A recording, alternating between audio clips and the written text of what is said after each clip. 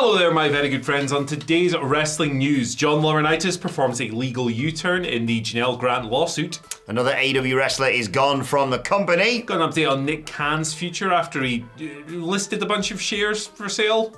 And a major update on WrestleMania 41's location. I'm Adam Wilborn. And I'm Andy Murray. And this is the news. We're starting this one off with the latest developments in the ongoing lawsuit, the one that Janelle Grant filed against, by the way, content warning.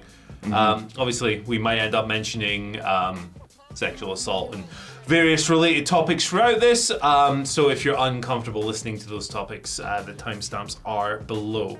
But the latest developments in this case, obviously, Janelle Grant filed the lawsuit against WWE, against Vince McMahon, and against John Laurinaitis in January, alleging a whole bunch of really monstrous things, sexual, physical, and emotional assault. She alleged that she was sex trafficked by Vince McMahon, with John Laurinaitis being one of the people that she was allegedly trafficked to. Today, or yesterday, new development in all of this emerged. Remember a few months ago when John Laurinaitis said, hey, I'm a victim too, effectively? Yeah. Well, he's kind of done a U-turn on this. He is now supporting Vince McMahon's motion to compel arbitration in the lawsuit, which basically means they want to try and settle it privately through all of this, which we covered last week in that development. But Laurinaitis' lawyer, whose name is Edward M. Brennan, has said the following. This is all in an SEC filing, by the way. If you want to link to that, it's on the website in the write-up for this story. John Laurinaitis has filed a motion today, fully joining in and adopting Vince McMahon's motion to compel arbitration. Mr. Laurinaitis corroborates Mr. McMahon in publicly declaring that Ms. Grant's allegations of sexual abuse and coercion in her complaint are completely unfounded. My client will fight these false allegations together with Vince McMahon in the proper forum, arbitration. So we have also got a comment on this. We'll just go through everything because there's a bunch of quotes that are relevant to this. And we want to do a proper job with it and not just skim over stuff, although it's never truly possible to cover the full extent of everything. But Vince's lawyer, Jessica Taub Rosenberg, has released a statement on Laurinaitis' motion. She says, in January 2024, Ms. Grant, a 43-year-old with a law degree who was in love with Mr. McMahon. Why does her law degree matter? They just, I don't know. Who was in love with Mr. McMahon and devastated by their breakup, filed an outrageous and false lawsuit to ruin Mr. McMahon's career and reputation. Now her false allegations are slowly unraveling. Today, Mr. Laurinaitis' attorney confirmed that his client will corroborate Mr. McMahon's account and expose the lies within the complaint. Despite their intense efforts, Ms. Grant's attorneys won't be able to suppress the truth from coming out. So this is despite Laurinaitis initially, or via his lawyer, Mr. Brennan again. Back in February, I think it was, she's releasing another statement that said power control, employment and supervisory capacity, dictatorial sexual demands with repercussions if not met. Count how many times in the complaint Vince exerts control over both of them. So he's not just saying Janelle Grant, but also John Laurinaitis, who is now flipped all the way around. So clearly something has changed between that coming out and this sudden change of stance. Yeah, I mean, it's a whole thing. Look, this is an ongoing lawsuit. It's not going away anytime soon, I don't think. I think the motion to compel arbitration, we've got a couple of months to go on that before that's truly resolved. But we'll be here talking about every development in this saga to the best of our ability. But ultimately, it's not our place to sit and editorialize these things. It's not our place to sit here and go, I think this should happen, and blah, blah, blah, blah, blah. It's a legal procedure, and we're frankly not experts in the matter. All I think we share this opinion is believe survivors. Absolutely. And, if true, the allegations in this are absolutely monstrous. What we've been doing throughout all of this is we've been trying to raise some funds through RAIN, which is an anti-sexual violence organization that offers support for survivors in these situations. I know times are tough, but if you're able to contribute anything, fundraiser link is just down below this video. It's a horrific situation, and I hope it is resolved to the extent of the truth. Yeah, exactly. We're not going to speculate on this. We're just going to bring you developments as and when they come. But just to echo what Andy said, please give what you can to a fantastic charity that does some amazing work for people who've been through some awful situations. Absolutely. Right, let's talk about an AEW wrestler that is gone from the company. Ethan Page has left AEW after 3 years with the promotion. He was removed from the roster, the public-facing roster, on Thursday, and then it was confirmed by Fightful Select that he was gone a few hours later. Fightful sources indicating that Ethan Page actually wanted to leave AEW. He has been looking to leave for the past few months, stretching back to February. Before that, he had scheduled an ROH TV title program with Carl Fletcher, but that was postponed due to visa issues. His departure is a formality, is the quote that Fightful Select got from sources within the company. No comment from All Ego Ethan Page. He hadn't wrestled for either of the promotions. He wrestled back in February for ROH, beating Anthony Henry, and the last time we saw him in AEW was, of course, in Montreal, facing Kenny Omega on AEW Collision. I'm excited to see what he does next. Like, slightly biased, because he's always been great to us. You may have seen that. I think it was Vegas, where Miller was shooting on the strip and Ethan Page just happened to walk past and then popped in the video. He seems like a lovely bloke. And I think he's really got something about him. Got himself in great shape as well. So looking forward to seeing what he does next. Yeah, for sure. I think that many eyebrows were raised when he just kind of vanished from Ring of Honor TV. I know he'd been on something of a winning streak on ROH, and they were building him up to face Kyle Fletcher for the TV title, but there was some visa issues, I believe. That was an issue at one point. And he'd restarted promoting his company, Alpha One, and he'd been doing some other bits and pieces. So it was a bit like, hold on, what's going on with Ethan Page? Why has this suddenly ended? Then you learn from Fightful today that he'd essentially wanted out since February. Yeah. It kind of adds up in a way. But yeah, 3-year deal, I guess, when he signed in March 2021. He's a talented dude. Yeah. He's a really talented dude. He's good on TV. He can wrestle, he can talk, he looks great. He wrestled himself, didn't he? He did, yeah. Yeah, he did. The Karate Man. He's obviously had strong runs in TNA before, with Josh Alexander in the North. He's been successful in the Indies. I would imagine the WWE would be interested in him, because why wouldn't they? I don't think Ethan Page will struggle for work whatsoever. By all accounts as well, a very nice man. I wish him all the best. I hope he kills it, frankly. Yeah, exactly. It's probably going to be a battle between TNA and WWE for his signature. A really creative guy. And I'm never gonna. I know his contract was expiring in March, but it seemed like he decided what he was going to do even prior to that. I'm never gonna say bad things about a wrestler who backs themselves and says, you know what, I'm gonna go out. Yeah, he wasn't being utilised to the extent he wanted to be in AEW or ROH. So best luck to him in the future. And speaking of TNA, very quickly. Good luck to Joe Hendry tonight on the charts here in the all over the world, but tonight charts in the UK that come out. Very excited to see where I Believe in Joe Hendry actually places in there. Yeah, for sure. Like what an outrageous success story this has been so far. So keep an eye on those charts. He's officially a meme now. I've seen he's got and I know that meme page and all that, and you've seen it all over social media. It's been insane. Best of luck to him. A masterclass of self-promotion. Yeah. Sensational work. Right, let's talk about Nick Khan. Yes. The most powerful man in wrestling. Was it last week or the week before? I don't know, but there was, it had been revealed that via SEC filings, Nick Khan had put a bunch of his shares up. All of his shares.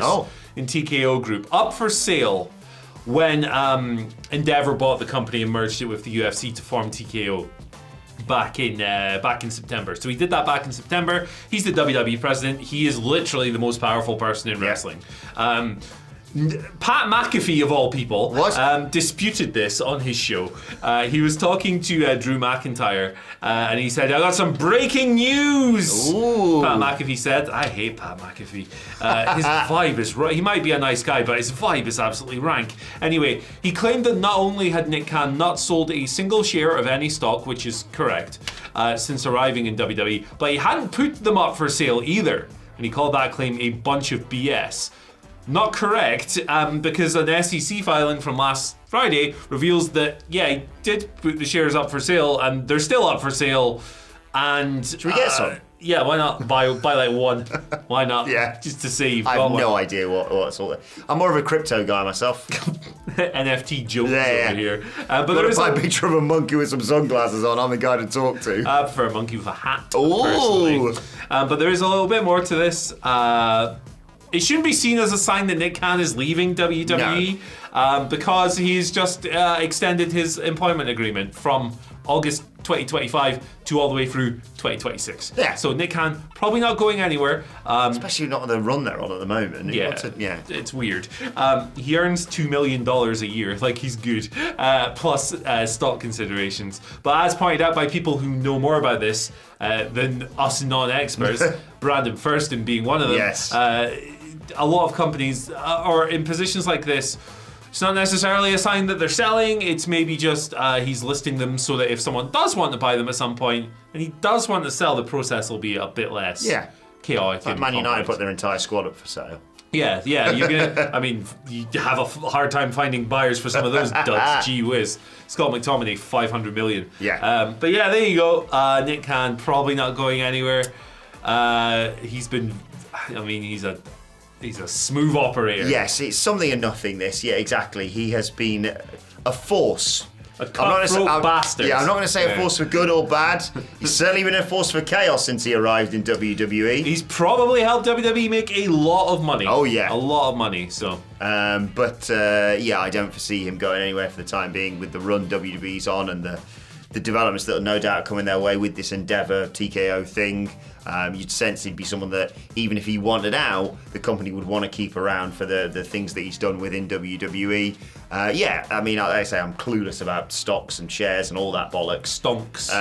But yeah, I want to buy some GameStop stuff. But Cameron Grimes should buy. Trevor Lee should buy these. He should get involved. Revenge. But he, like you say, it's probably just a gauge of the market. One would assume of just like, let's see if there's any offers out there or what have you. And to Karen Andy's point, getting a lot of good vibes from Pat McAfee. See a lot of myself in him. At least he's not an alleged criminal. Hey, there you go. That's something. Let's go. That's something, but he annoys the tits off him. Yeah, I think he's a divisive figure. Let's say. Yeah, it's just his energy. It's like, calm down, man. Calm down. I can never go against a former cult. So yeah, well, go Eagles, I guess. Come on, the bastards. Let's talk about WrestleMania 41. We are going to be there. Don't make these promises, man. Every year I will it into an existence, and recently it's kind of been working. Where is it going to be, Andy? That's the big question. Japan, I don't know. No, it's not. Well, it might be.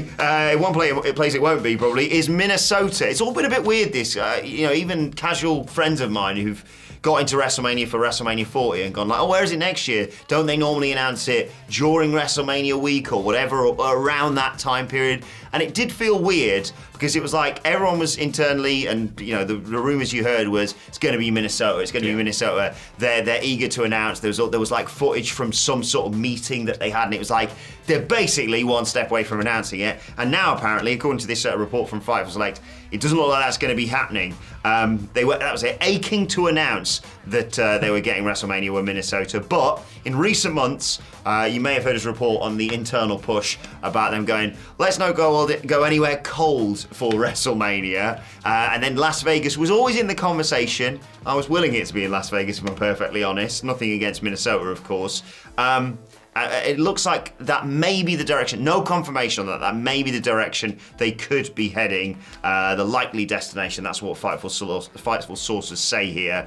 Early indications, because it's not as simple as just like, cool, so beginning of April next year, that's where it's going to be. Early indications, it's say sometime in April, although May dates are on the table and are being discussed. We reported previously that they were looking to push WrestleMania a little bit later, so it's away from the Fab Four or whatever it's called. The Fab Four? The Beatles. The basketball stuff. And no again, to try and... despite the fact that Minnesota Stadium's got a roof and it would be a far better experience for fans if it was freezing cold than the Eagles Stadium. We got through it. It was still fun regardless. Yeah. They're looking at Las Vegas rather than Minnesota by the looks of things, which, as a biased observer, I'm very happy about. Yeah, as long as it's a bit warmer. That's like my opinion of where WrestleMania should be is entirely based on selfish stuff.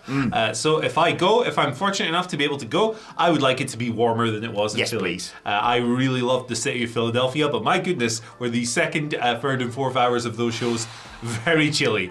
So somewhere warm would be very welcome. Watching Dwayne's Brahma Bull thing going, That looks warm. Yeah. Let me in. I want to set myself on fire for you, Dwayne, just to warm up.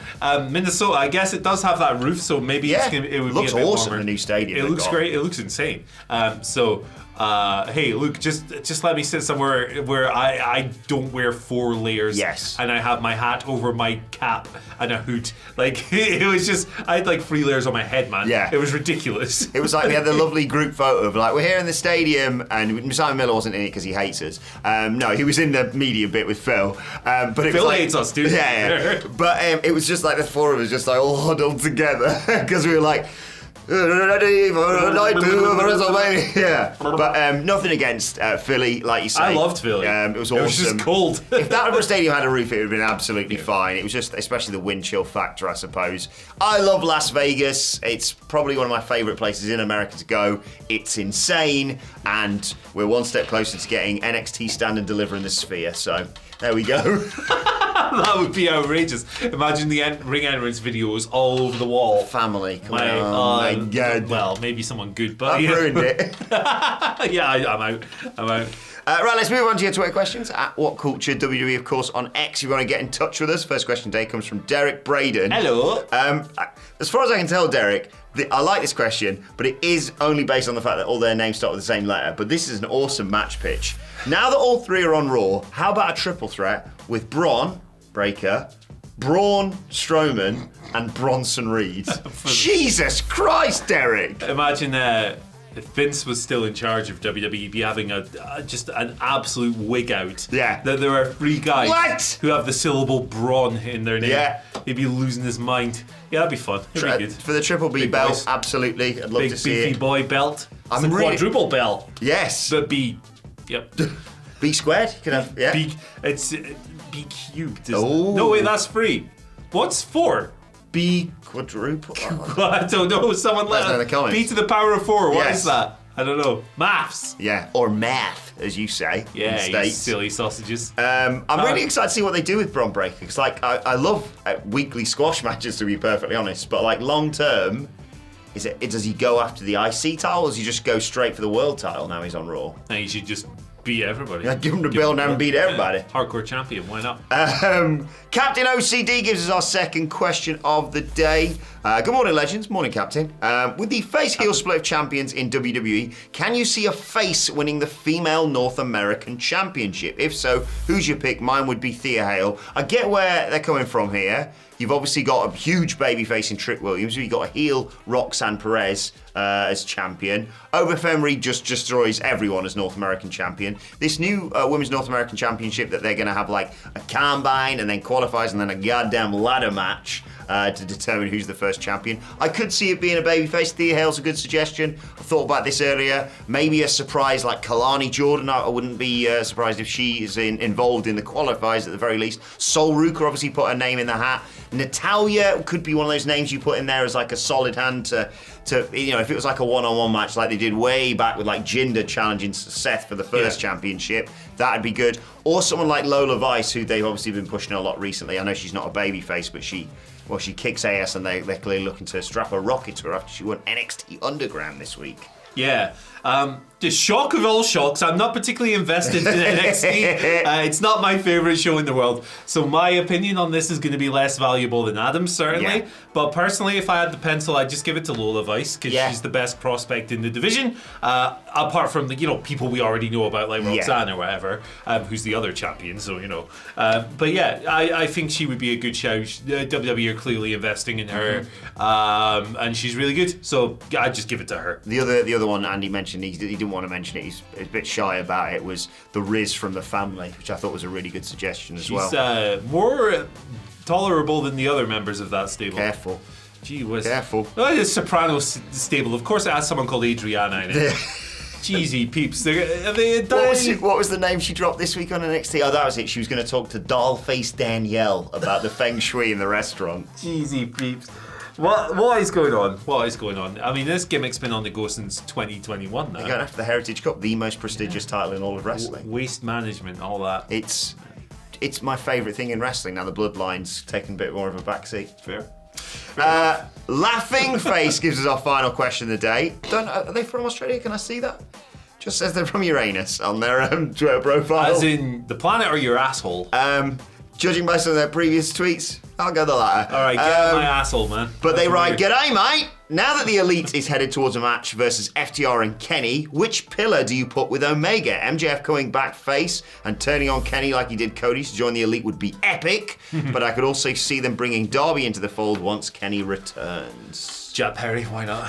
Yeah, I can't. Just switch him up. Yeah, I can't see any barriers to that. I think Darby, once he's less broken, Yeah, got hit by a bus. because they've not really done. Like, I'd really love to see Kenny versus Darby as a singles match Yeah. at some point, but they've not done a lot with those two people.